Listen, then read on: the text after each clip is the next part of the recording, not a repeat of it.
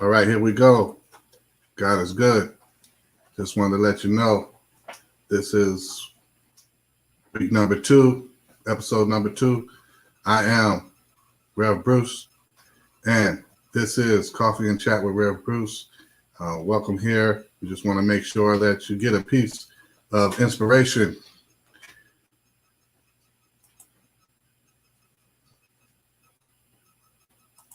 Yes, indeed. So, before we go any further, today is the day after Juneteenth. And when you get to this, so everybody listen up. This is going to be amazing. This is going to be interesting. This is going to be a good thing. This is going to be something that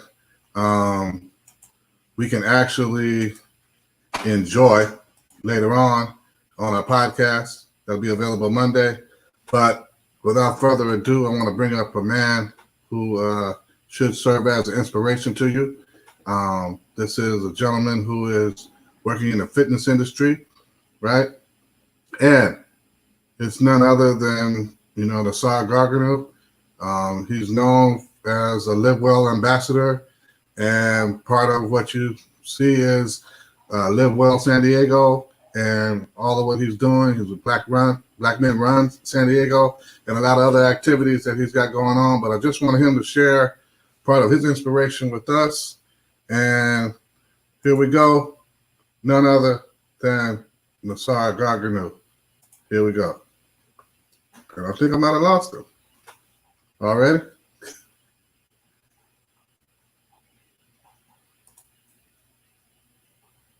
Oh, man. Looks like we might have lost him. Okay. We can still roll with that. Listen. When he comes in, we'll be back. But before we get to that, let's start off with this. It's Saturday, and I'm just trying to inspire somebody today. My Saturday goes like this. This is a time to be inspired. And so that's why we're here with, Coffee and Chat with Rev Bruce. So I'm going to bring Brother Nasara on right now, and here we go. Got me? Yes, sir. Yes, sir. Yes, sir. All right. How's it going? I've never used this platform before. I'm good. I'm good. This is different. All right. So let people know a little bit about you, where you're from and what it's all about. Oh, it's all about where I'm from. Originally from New York. Navy brought me out here, San Diego. What else? I mean, there's so much. Like I said, I was born in New York, moved to Trinidad. I was born in Brooklyn, lived in Trinidad for about 2-3 years. Moved back to the Bronx, Queens, back into Queens, and then joined the Navy. Ended up here in San Diego. Felt that I wasn't caring for the Black culture out here in San Diego, so I moved to Atlanta. And then moved to the Bay Area, Oakland area, specifically Fremont, and then eventually came back to San Diego. I've been back here since 99 or so, because I was in Navy from 88 to 92, jumped around, went to school and everything, and ended up. This is my spot now. This is my spot. Been here for a while. Got my family here, and trying to live out here. I don't know if I'm gonna stay here forever. I got the boys. They gotta go through high school, college, all that stuff, and we'll see where we go from there. But I'm here for now, doing my thing, San Diego. All right. But I'm a New Yorker. So you're a native New Yorker, and a Navy veteran. But how did you get into the whole realm of fitness? Describe that journey for us, Fitness. I've always enjoyed running around and, being active, from when I was a kid. I was always a little chunky kid. I was always one of those chunky kids they underestimated. Like, I was the one, we play football on the street and they're like, oh, don't worry about a fat boy over there. And then I would run out, catch the ball and everything we played. It was a lot of fun. Actually, it was funny. I don't know if you know the Knicks, the New York Knicks. I used to. Yeah. We grew up with Anthony Mason. Oh yeah. And he used to be one of the people. He's the one. He's the one who used to get me out, coming out there playing, throwing footballs at us and at us. Not, he was crazy. But I mean, it's a lot of fun. We were really active growing up, and it was the fitness thing. I never really took too serious because I mean, it's funny.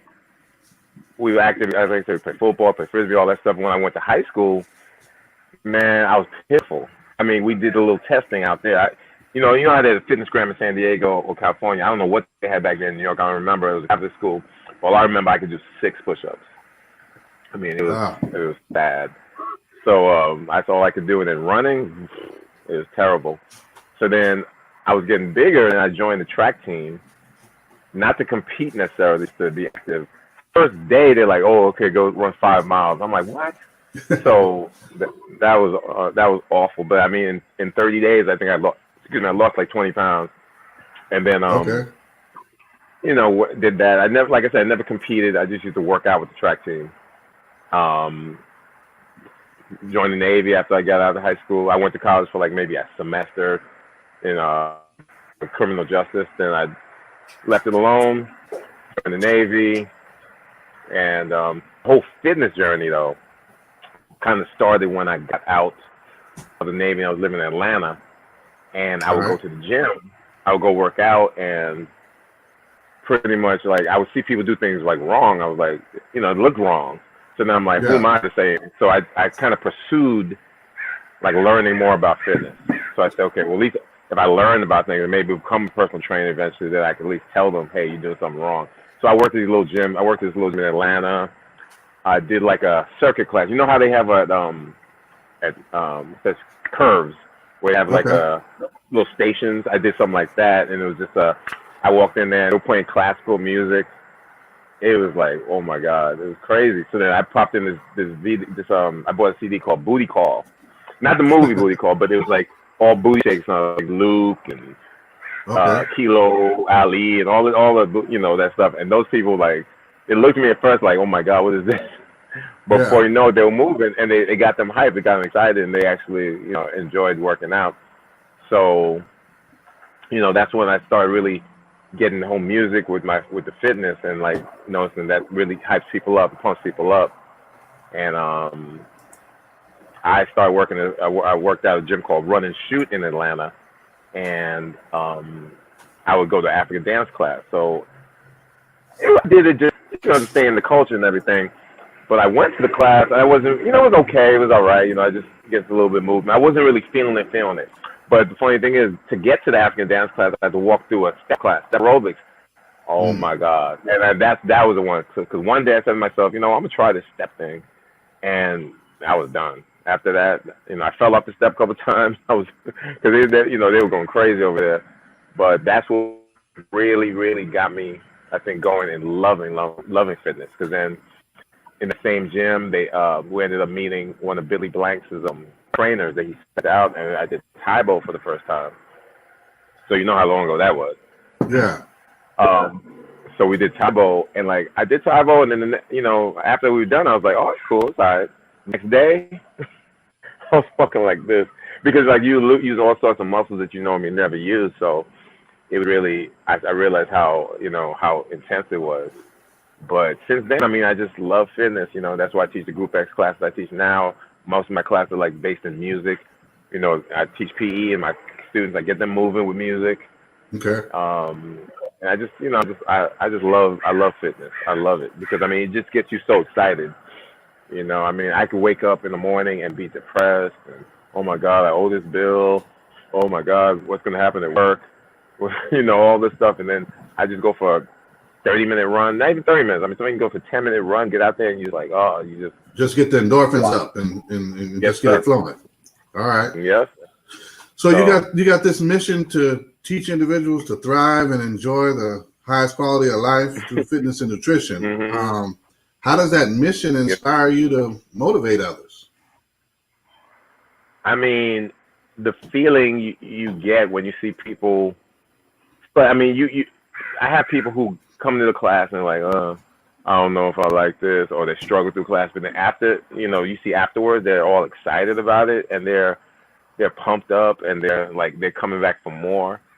That's what I love. That's what I enjoy. Just seeing their results, seeing them, having people come to you, a couple months later, say, hey, Nasara, I'm running a half marathon tomorrow. I'm doing it, and I hear so many of those testimonials, and that makes me feel really good. I have students that I had when I was working at Gompers who used to cry, like real tears, when I had them running around the dirt field, and they're running marathons now. I see them at half marathons. I see them in the gyms, and they're going strong, going at it, and they thank you. They thank me. It's kind of cool to see them do that. Like, yeah, had me running, had me doing this, and I actually like it now. And you get that from adults too. YMCA. I mean, I have people come to me, and sometimes I haven't seen them in a while, and they're like, "Yeah, man, I'm doing this, and thanks for pushing me." So that's what you get gratification doing that. Just knowing you're getting people moving, getting people healthy, and improving their health, their lifestyle. So it's the feedback that people give you that also keeps you going to keep them going. Oh yeah, I mean the feedback definitely helps because, well, I mean, yeah, the feedback helps, but I mean just looking at my class, like if you ever come to my class and just look at everybody's face, everybody smiling, everybody having a good time, that alone gets me excited. That's why I just, I get non-traditional classes. I mean, I yell a lot. I get in people's faces. I just mess with people. I joke, crack on people. I make it into a half comedy, half workout, half work, dance class, whatever it is. I mean, it's just we just go at it. I wing it. I wing it so much. Sometimes people don't even know that I wing it. Like they're like, oh, it's set up. I said, no, it's not set up. I said, because a lot of people have a structure. I'm not saying never do, but a lot of times I just play music. I'm like, okay, whatever pops in my brain. I'm driving to the gym sometimes and I hear a song. I'm like, oh, this will be a squat song. And I turn it into a squat song. I try to mix it and just have fun. Try to be creative with folks. Okay. All right, that sounds good. Yeah. So in this whole journey, what are some of the obstacles that you've had to overcome to make this mission and vision a reality? Wow. So when I started doing classes here, firstly I started doing the class at let me think. I would do things in like Malcolm X Library, down in Southeast San Diego, and like maybe one person, two people show up, a couple people, then eventually it grew. So it's the initial getting people to know you, and like that was hard because sometimes you can quit. I mean, because sometimes I would put on events and like you see 3 people. I'm like, and the thing that made me mad is like some of the stuff was free. I mean, I remember I was working at I don't know if you remember Lord's Gym. Do you remember Lord's? It used to be Gold's Gym. Lord's Gym on Market. Lord's Gym on Market. I was having people struggle.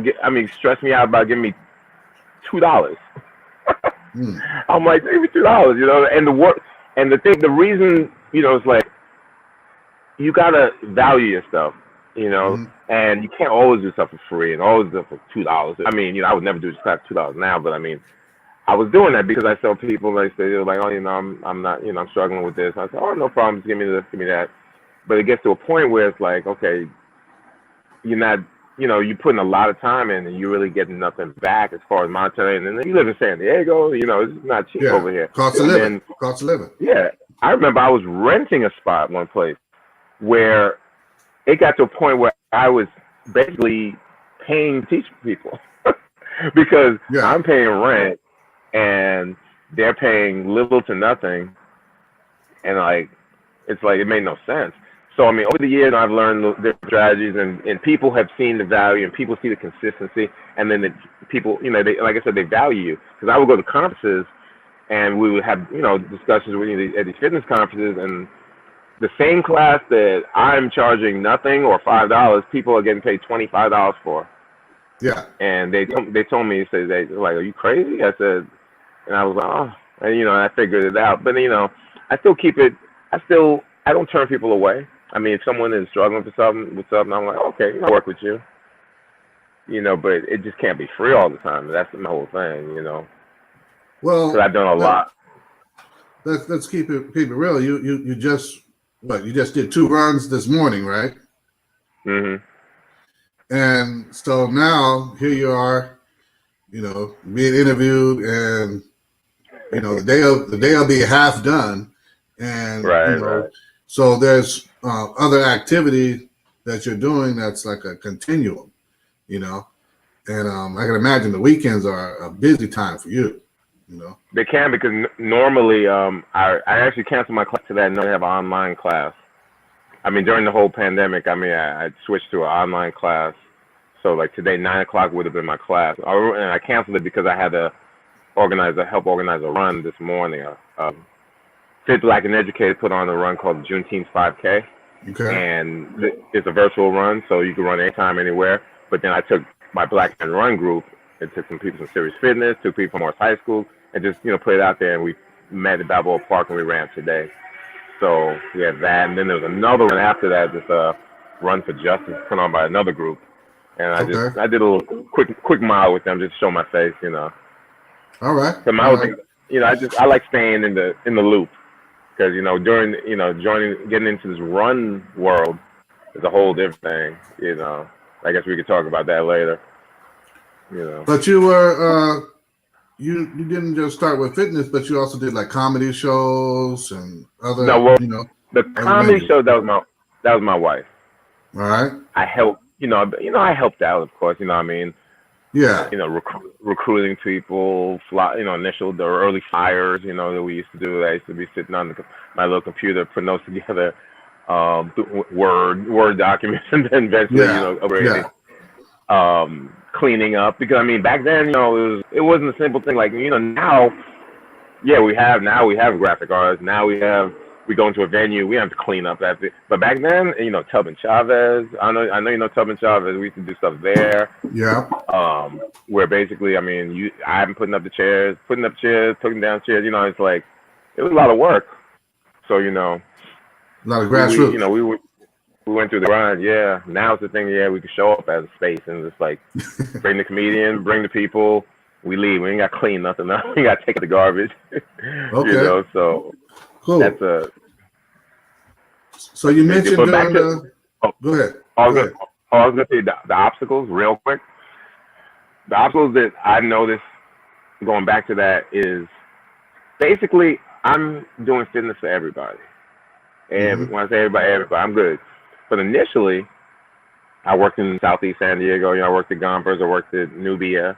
I worked where I met you. I've done, summer school Lincoln, worked at MTM, Millennial Tech. Now I work at Morris. So I'm in that community, and I saw all the, the health disparities going on in our community. Yeah. So my main purpose of the whole fitness thing was just really getting things down in San Diego was just for my folks. What I mean by my folks, just black folks, black, brown, whatever, in our community, or just that community.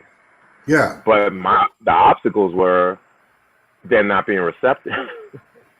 Well, I saw you did the whole thing with Kaumba Fest with DeHaan Blevins. Right? Much better now. No, you talk. See, but I'm going back to 2009. Yeah, which I'm saying, because I remember before you did that, when I had to do health outreach for the African American campaign, and I remember just being out there presenting, and the brother getting in my face about hot links and ribs, and I was like, look, man, I'm not saying you can't ever have it, but I'm saying, look, it's proven this is a contributing factor to the health disparities. That lifestyle, fitness and nutrition, sedentary lifestyle, does play into diabetes and heart disease and all these other things, and so it becomes hard for our people to hear it because it's so indoctrinated in our culture. You know what I mean? Right. You talk about, the church. When we talk about fellowship, we're normally talking about food. We're talking about, that in church. And so that's one of the things we talk about, hey man, let's get together. We're talking about, let's go out and eat. That's what a lot of people do. And so much is centered around eating that it can get dangerous if we keep eating some of that stuff and not working out. Yeah, and not working out. Because, I mean, you can get away with some stuff sometimes. But it's funny you said that whole thing about the hot links. I remember going to a health fair, and they were selling, like, pork sausages and pork hot links. And I'm like, oh, my God. It was crazy. A health fair? I mean, and again, I mean, for those who eat pork, who enjoy pork, I mean, maybe eat it sparingly or whatever. I mean, it's fine. But they had, I mean, I barely saw anything healthy there. And it was just funny. It was early on. I mean, it was like maybe 10 years ago. But, I mean, things have changed since then. They've gotten a lot better. They've improved. I mean, think about it. It's almost light years from 10 years ago. You know what I mean? Oh, yeah. Like the prophet says, my people perish for lack of knowledge. So we just got to keep sharing the knowledge with them. And you mentioned about the shifts that you made during the pandemic. How have you been able to keep your audience engaged with physical fitness? Well, firstly, I do the runs. So, like, I usually open up for a lot of runs. So that's gone for a time being, Yeah. Actually, some companies that I do runs for, they actually have me doing videos for their virtual runs, where since the people are so used to seeing me warm up the crowd, they have me doing things on video, like introducing or just saying, hey guys, thanks for coming out, or doing a quick little 2-minute warm up or something like that. My classes, the YMCA, gone. My classes, the county, gone for the time being. So I reluctantly went to Zoom because I don't know. It just seemed weird. I was like, how am I gonna do this? Just teach online? It seemed so weird. So one day I did it, and I'm like, okay, it's cool. It's all right. I had some people on there, and then I went to Facebook Live. So now I have it. You just see the whole setup in the house sometimes. I mean, I have. And it's gotten better than them because before I had my son. Let's be real, man. I don't want to rob the people, but you've called me out a couple of times on Facebook. You know what I'm saying? And I've had to say, okay, I'm gonna do it on the delay because I'm not gonna get on there, and during the Zoom. But man, I see you in motion. A lot of people joining in, a diversity of people, not only in all colors, but also all shapes and sizes too. Yeah, and that's the thing. And I think I had some reputation that I'm because I mean, in my classes, and I love my people. I love my folks as far as that come to my YMCA. But I have a lower African American group that, they don't, I mean, maybe it's just the population, maybe it's just the percentage of black folks, I don't know. But I mean, it seems like, I mean, the music I play is hip hop, R&B, and I don't know, I've just been traditionally, if I have 50 people, I have maybe 5 black people in there. And I also thought that was weird. But I mean, I didn't let that stop me. I mean, I have to do what I have to do because I love fitness. I love everybody I teach, So when I'm just happy with whoever's in my crowd. But like I was telling you earlier, initially that's who it was focused for. But it's funny because when I told people to run, I was like, "Hey guys, this is back in 2009." I always started running when I was 39. I was like, "Hey, come run." They're like, "Yeah, I ain't running. My back hurts. I won't mess my hair up. All this and all that." And then I started running with the run community, which is honestly probably not mostly black folks. No. And then some people are like, oh, you're running with them? I'm like, yeah, I'm running with them. I'm running with who people want to run with me. well, let's get back to that.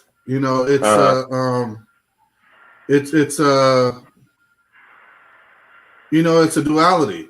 I experienced the same thing with playing tennis and golf, and and trying to run. Those white sports.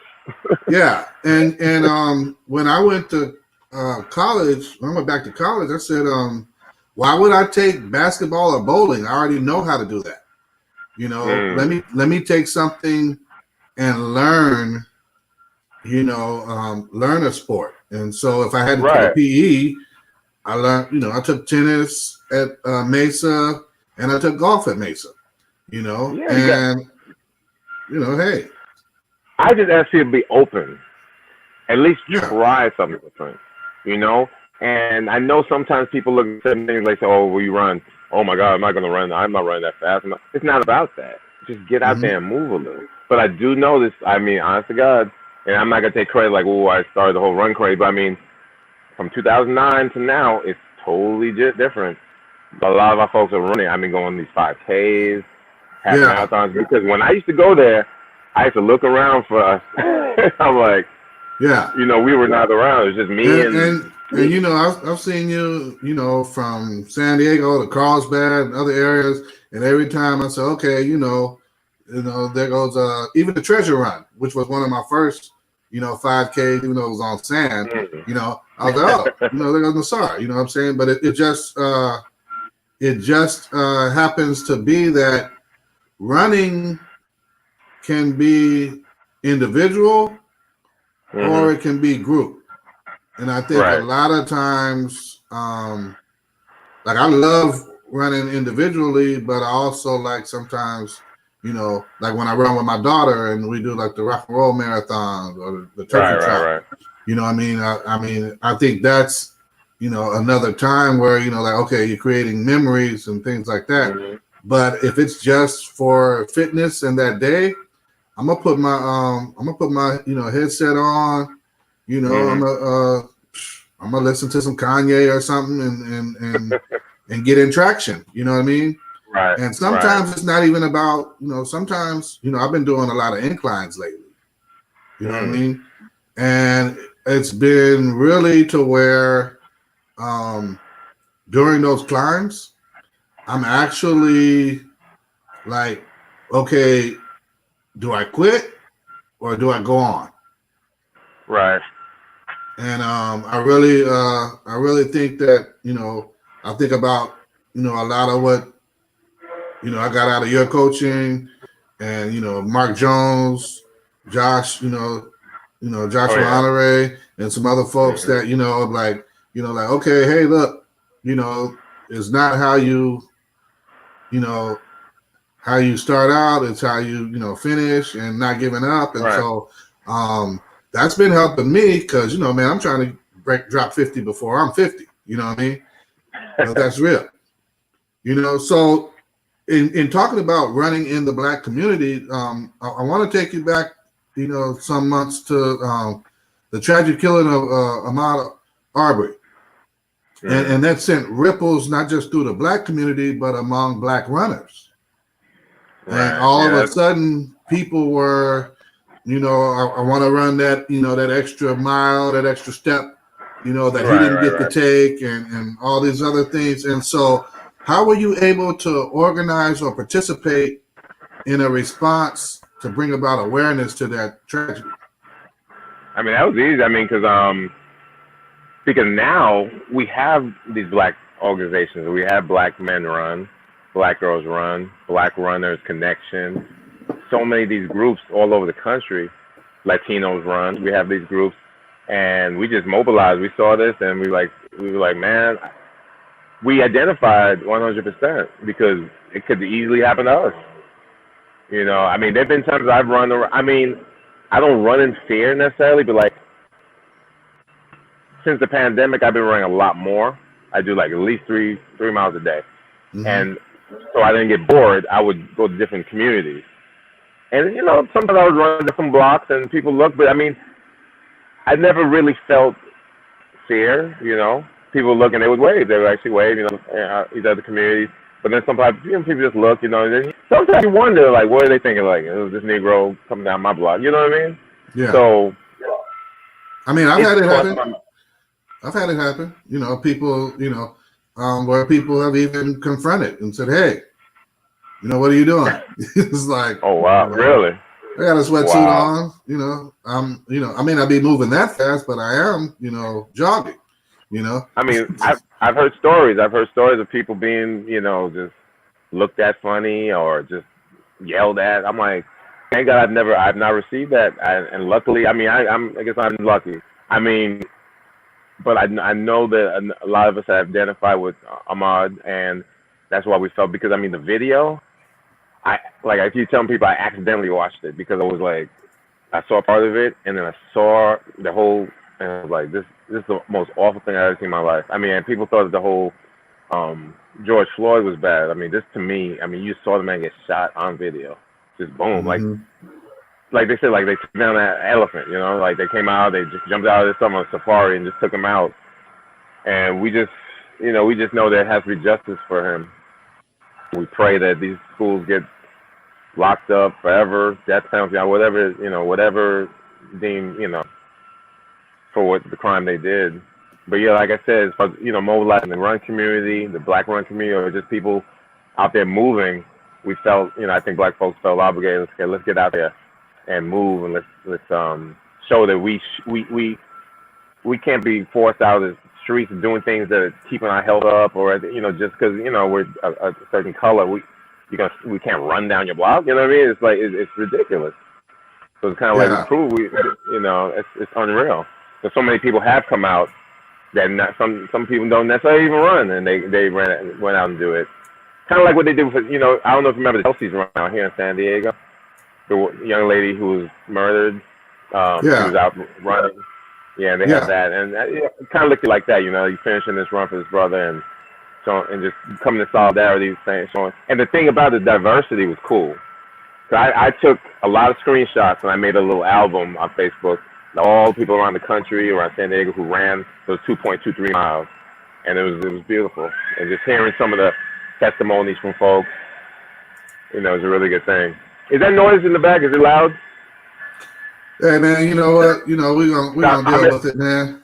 We're gonna. I can move. I can move. I'm in the backyard. Yeah, I don't want you to lose the connection, man. That's fine. We know a lot of people. We know a lot of people home doing home improvements these days and everything. Yeah. So look here.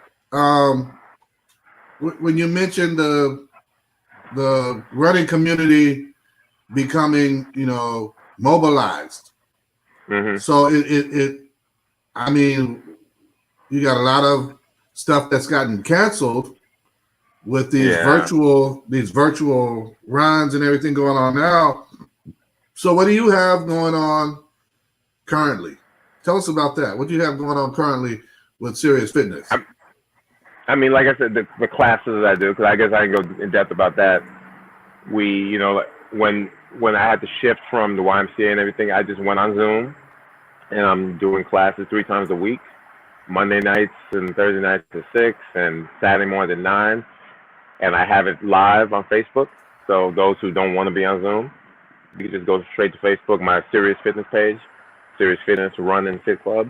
They can join that, go right there, and they see me live. Or they can go to my Sirius Fitness page, and I have the Zoom link, and then go live on Zoom. The Zoom for me is more fun because I see them, and I yell at them, and I can see them cheating, and I say, "Oh, get over there." That to me, that's so much fun. The live is cool. I mean, live you get some comments here and there. I mean, they shouldn't be commenting that much because it's supposed to be working. So I shouldn't see a whole bunch of comments. But I just see views, and I do yell at them. I mean, if you come to my class, I yell at the screen and do all the stuff I do in my regular class.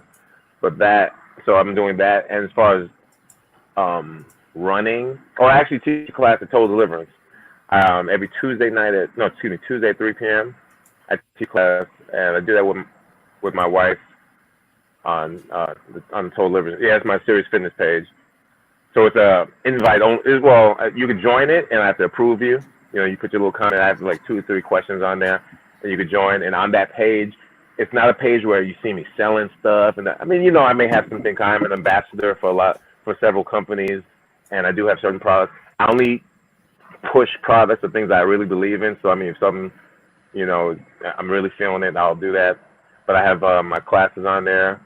I usually. Oh, that's right. I have challenges on there, like we're doing the 22 push-up challenge. Other people post their challenges on there. I just ask the people don't come in there and try to sell a bunch of things. So again, no class. That's like those different people doing it. Right now, we're doing a 30-day challenge for running. So we have to run at least minimum 1 mile a day for 30 days. And I get people going in that. They could step to further because I've been doing, I'm on day 16 something, 20 something, 16, 30 as far as running, at least a minimum mile a day. I'm trying to get people to do that and get moving. Just trying to motivate, activating the vibe, basically be consistent. Because I noticed, I've noticed people even on Facebook that do. All right, hey man, looks like I'm about to lose you. So there are groups out there that do things just because it's hot, because it's cute. Oh, let's put on a run. And know that people run. The people putting on the run don't even run, don't even like run in some cases. And I have problems with those things. I don't really care for that. Or people who just, let's jump on the vegan bandwagon. Oh, because veganism is hot right now. It's like, do they really even live like that? But they have pork chops in there. And it's just hot. And it's not a matter of asking people to be perfect, but it's like, just try, the best to live what you're doing, what you're preaching out there to people. And that's kind of what I do. And that's why I think I have the following I have, because I have been consistent. The only thing I've shifted and, I've gone through my little eating is my thing. Yeah. I went through paleo. I went through veganism. I went through vegetarianism. I went through paleo, not paleo, what's that thing? Keto. Pescatarianism. I tried the keto thing for a second, but I never. There are a couple foods I never eat. I will never eat pork. You'll never see me put pork in my mouth. You'll never see me put shrimp, bottom feeders, all that crap in there. I've gone through stages where I did eat grass-fed beef for a little while, but now. So the pescatarian, right? Mm-hmm. Pescatarian. Pescatarian. Yeah. That's about fish, right? That's primarily fish, and people who are pescatarian, they still kind of maybe sometimes they eat. I guess they eat shrimp, and I don't eat any bottom feeders. So you won't see me eat tilapia. If I went back to pescatarian, I wasn't eating tilapia, shrimp, crab, all that stuff. All the scavengers. I don't eat scavengers. Okay. But I would kill myself with salmon. Salmon is like if you told me right now, I had to be pescatarian, I could eat salmon for the rest of my life, every day, every meal, salmon, and drink my kombucha, and I'll be good. Okay. But right. So you stay away from the bottom feeders. Yeah, I don't mess with those. But at this moment, I don't mess with any of that. The only thing I slip up on sometimes, I slip up on cheese sometimes, but that's about it. I don't go back to my Ben and Jerry days because it tastes good, but you pay for it in the morning. So so I've read it in a couple of different places about not eating the white products, the sugar and the enriched flour. Yeah, the high carb, those are the simple carbohydrates. Unless you're eating them and you're going straight to work out or something, or you eat them right after you work out to replace the muscle glycogen and everything. Yeah, I kind of stay away from those. So for example, let's say I would eat a Beyond Burger, right? So instead of eating the Beyond Burger with bread, I would take that and maybe put lentils, chop some stuff in and put spinach, mix it up, do something like that, and just cutting the bread. Because everybody's body is different. Some people actually thrive on carbs, where they're good. I don't think I can. And I turned 50 last year, so it's like my metabolism slowed down a little. So what I could do 10 years ago, dropped away like that, it's a little slower this year, now. So I have to totally shift and just, you have to shift things. You got to do things. You got to experiment and shift things around, So I do stay away from the white products. I don't eat drink too much sugar. A lot of juices. Some juices are just as bad as sodas. Yeah. You have some juices that are 42 grams of just straight up sugar. It's a challenge. Yeah. So you just read your labels, man. You got to read your labels. And then you don't get caught up in reading labels. And, a lot of times cereals, they fool you. They put whole grain. They put this, that, low fat. But I mean, then you look at the sugar, it's like, what's in it? And then you look at the dye, the red 40, the blue 40, the blue 30, whatever. This is ridiculous. Stuff So that we grew up. I mean, yeah. Right now, how would you classify your nutrition right now then? Oh, I'm good. I'm like, it's weird because I told you during the pandemic we're running more. So I run my 3 miles a day in the morning. Then I teach my class. I'm so hungry. I want to eat, and it's like I think the thing that kills me is the eating later. But I teach my class at 7, go till 7, so I want to eat at 7, 8 o'clock. So I don't think it's a matter of, I don't eat, but it's just a matter of what you eat. Because I heard an old school rapper say, who weighs 380 off of fruits and berries. You know what I mean? It's what are you eating? That's what it is. So I listen. Also during this whole pandemic, when I run, I listen to audiobooks and podcasts. Okay. And one lady, I like what she said. She said in the morning you eat like a king, lunch you eat like a prince, and night you eat like a pauper. So just basically saying, eat the heavier stuff early, so then throughout the day you have more time to burn it off. Cool. And this other lady, she talked about, she starts her days with smoothies, like a nice, really, like yesterday I had a really, really, really good green smoothie with spinach, celery, apple. It was so good. And I could see myself, and it fills you up too.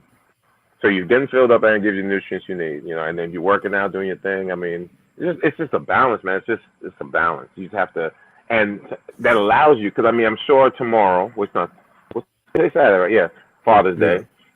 I'm probably gonna go to somewhere and eat a little something extra. I'm probably gonna eat a piece of cake or something. I don't know, whatever the family decides to get me. And you get away with that sometimes. Just don't do it all the time. Just don't do it all the time. In the past, what I used to do, my cheat day was always Saturday. So I would start my day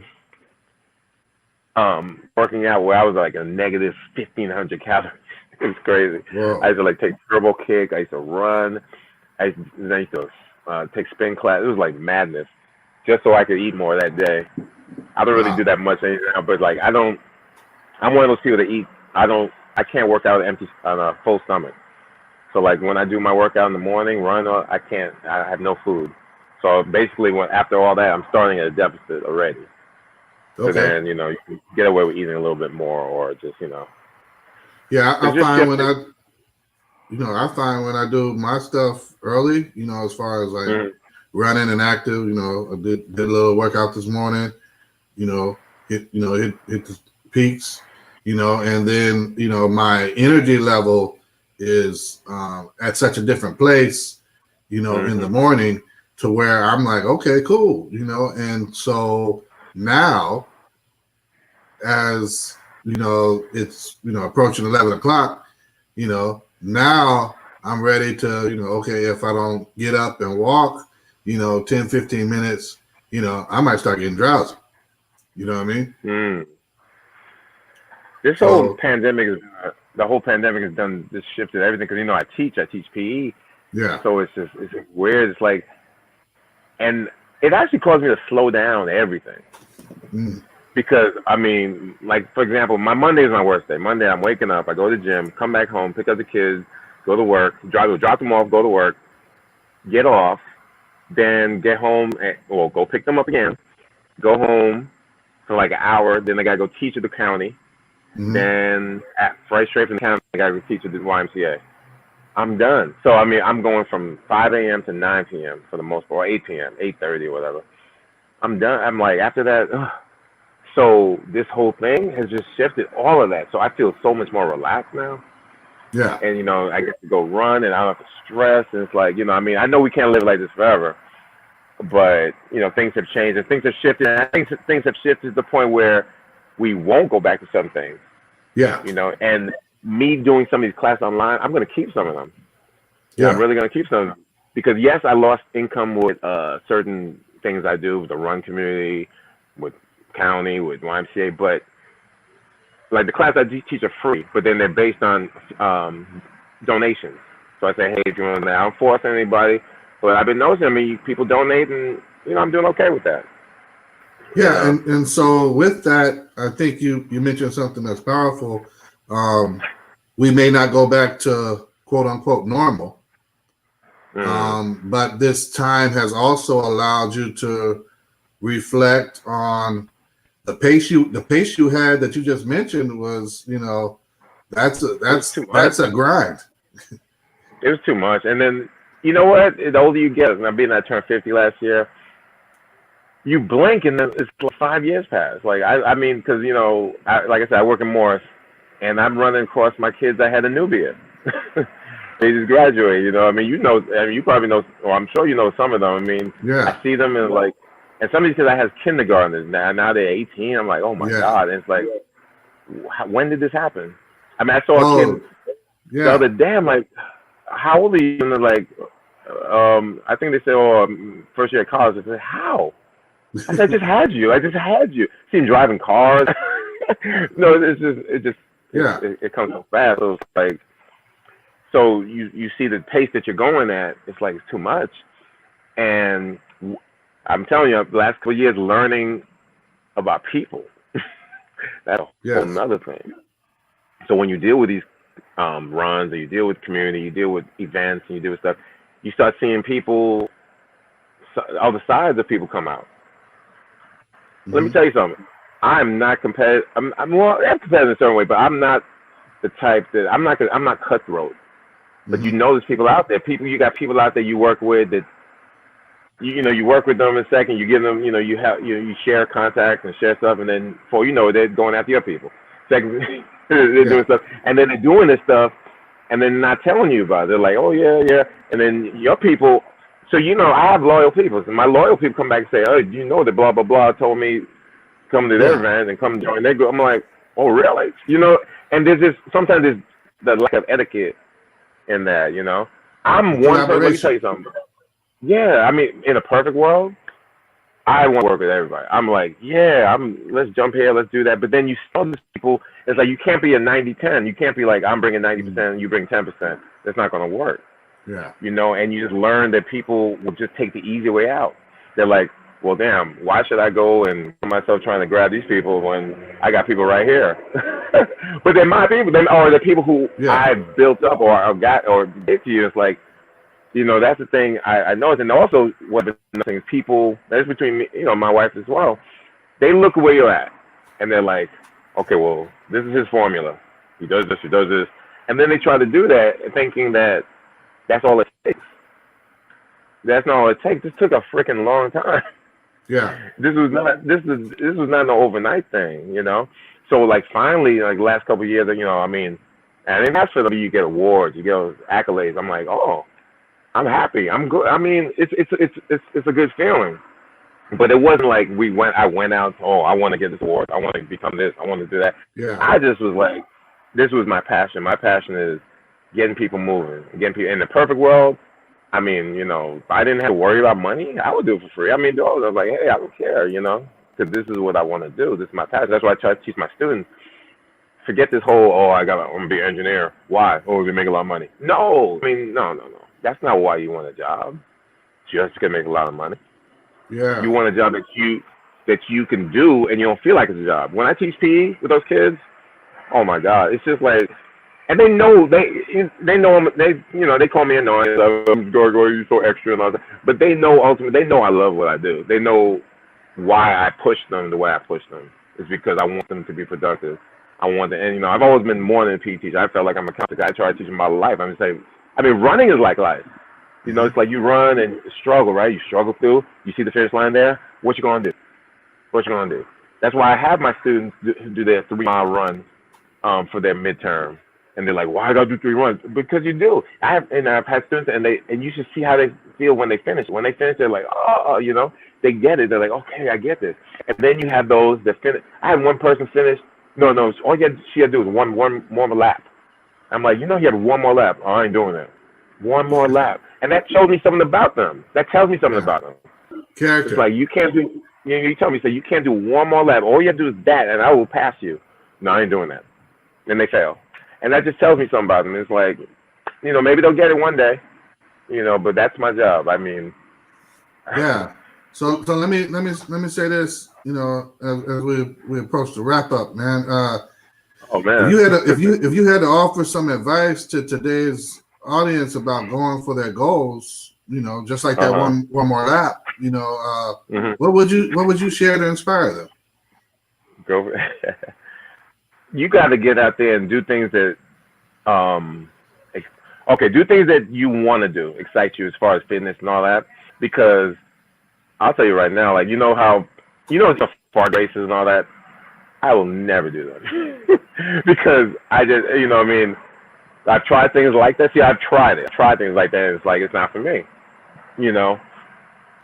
But get out there, and it helps to do things that you enjoy doing. But then also do experiment, So I mean, experiment. So that's why I experiment with like a Spartan type of workout, and it wasn't for me because for me it was more of I twisted ankles, and it's like if I break an ankle, I'm done. My career is whatever. So there's certain things. So like I tell people, I just run straight. I'm not gonna jump over fire and like some of those races. They do that, fire and throwing spears and whatnot. Oh, I'm not doing that. But I mean, you have to don't be afraid to try something different. And I noticed that with our folks. When I say our folks, black folks, they don't want to try nothing different. I'm telling you, Bruce. I mean, forget just the fitness thing. I go in different communities and go to festivals, do some different areas. I don't see none of us there. We feel like we have to hang out in the Southeast. We have to do that. No, get the hell out sometimes. Go learn something else. And, and some people say, oh, that's white. No. We create everything. Well, that's a whole nother story. I mean, your Black history. You went to Morehouse, right? Yeah. So, I mean, if you know your history, you know that we create a whole lot of things that we don't get credit for now that we look at and say, oh, that's white. No, get out there, go do some tennis. Go, like you said, golf. I don't care for golf too much, but tennis, badminton, just go. Don't always have to be basketball and football. No. Yeah. Try something different. You could ride a bike. You could. Just so many different things. Just experiment. And if it's that bad, then I get it. Then, okay, move on. But at least try. We don't try. We don't get out of our community. We just, no. How many students, I mean, I've been lucky to work with the schools I've been at, had certain grants that allowed me to take kids other places. Yes. And to take them to Cowles Mountain, take them to Lake Murray, take them to places like, where's this? Oh, it's right there. Come here. It's right. Just step away for a second. There's nothing wrong with that. Exposure. And I'm not saying don't love your community. Of course, love your community, but it's like this, the world out there, man. If I would just stay in I'd still be in Queens right now. I'd still be in Rosedale, Queens, chilling in Brookville Park. If I had that mentality about just staying in your community, no, heck no. There's too much out there in the world, and life is too short. So like I said, do stuff you love to do, then get you high, get you excited as far as fitness wise. Try something different, and then the accountability partner, get somebody out there that's like has your back. Like, don't get that fool that's like, oh girl, I ain't gonna run with you. You be all right. Get somebody that's like, okay girl, I'll come with you. I'll try something with you. You gotta get the accountability partner. You have to have that. I love it, man. You know what? It's a major thing, right? To see that the limited exposure for people, right? Limits their perspective. Yeah. And I often, wonder about people when they say, certain things come out of their mouth that reveal who they are, but I often am on the same page with you with that, where if we get out and see something different, we don't just acknowledge it exists, but we can say we've made an attempt to come to some understanding with it. Right. Even if it's another point of view, even if it's hey man, I've hated strawberries for a while for no good reason other than I had to pick them in my grandmother's yard. And just this year, I said, you know what? I'm going to eat some strawberries. I cut them up into small pieces, throw them in that yogurt, mix them with some granola, some cereal, whatever. And I'm enjoying them. But man, for years I was like, man, I'm not eating that stuff. I used to pick that, you know. So my next thing is to attack a peach, you know. Peaches are good. Well, strawberries, they got them at Sprouts right now. Four little packs for $5, organic too. So check them out. I didn't say I was gonna eat that much, brother. I didn't say I was gonna. I'm getting back into it, so I'm thinking. But real quick. Yeah. Real quick. I run a after-school program at Morris called Just Keep Living, and it's funded by Matthew McConaughey. It's an after-school program, and it allows me to expose these kids so many different things. I mean, like I said, I've taken them to do capoeira in the community. I've taken them to do taekwondo. I've taken them to do boxing. They're going to half marathons, 5Ks. I take them to Whole Foods, introduce them to vegan food. I buy them all the Beyond Burgers, all the vegan food. Have them try the kombucha, and they're like, "Oh, this is cool." I mean, it's you know, again, it's just exposure. You got to get it, and then getting them at that age. Like some of these kids wouldn't experience that until maybe they're adults. But now, like, even my students, they're running 5Ks for PE, where in a lot of classes, they won't do that. They're like, oh, yeah, they run a mile here and there, they ask some questions and stuff. But like, they can come up when they graduate, they're like, oh yeah, I did a 5K. I didn't do a 5K till I was like 30 something. I didn't know what that was. So keep on exposing. Yeah, man. Listen, I thank you for this. It's been a great experience. It's definitely been good talking to you. Okay, thank you. And I appreciate it. This has been a thing that we really want to get to understand that people can be inspired, and I thank you for inspiring people. I try. The movement and motivation, that the stuff you've done for Live Well, all of the work that you've done, man, as a ambassador for fitness, and Black Men Run San Diego. And so, man, I'm gonna go ahead and accept the challenge, man, and keep moving. You come earn your medal. Come earn your Black Men Run medal. Yeah, I'm gonna come. Hey, don't trip. Check it out. I'm gonna come because, like I said, I know you called me out before, and I'm gonna accept the call. And so, hey, listen. It may be called Black Men Run San Diego, but I will be. I'll pull up the rear. I ain't got no problem with that. As long as I keep moving, I think we'll be good. Let me tell you, Black Men Run for 2 seconds. 2 seconds. Black Men Run. We don't discriminate. Black men. Anybody can run with us, physically run with us. But as far as joining us, I only be men, and then it doesn't have to be all black men. Black, white, whatever can join the group. And we have runners, joggers, walkers, sprinters, whatever. We have people who are blaze paths, and you have some people just hold up the rear with everything. So don't worry about that. Don't be intimidated ever. Don't worry. I won't be logging in my pace. I'll just be showing up. No, you don't have to. Well, you can log in your pace because you'll notice it gets faster as you go. Once you start doing that brotherhood and you start, get with people and people push you, trust me, you'll get faster. Sometimes the group just energizes you, man. Because I know it's a lot of times I'll do a whole lot better at a 5K than I will running on my own. You know what I mean? Just because of the energy around that. That's what we're struggling with right now with this running, because it's like we don't have that extra motivation. You go to a 5K with even 200 people, that motivates you because you're like, oh, I'm going. But right now you're doing these virtual runs, and it's hard sometimes. It's kind of like you by yourself. You're like, oh. So you have to kind of motivate yourself. Yes. We'll definitely keep pushing, man. I appreciate it. But I appreciate being on here. Thank you. All right. Okay. So we're going to go, y'all. This has been good. We appreciate it. Next week, we'll be back. Coffee and chat with Red Bruce. I'm going to bring somebody, listen, I'm going to bring somebody that's not from San Diego. Y'all really going to trip and enjoy it. Listen, be better today than you were yesterday, and be better to yourself. God bless. Peace and love. All right. Take care. Thanks, Bruce.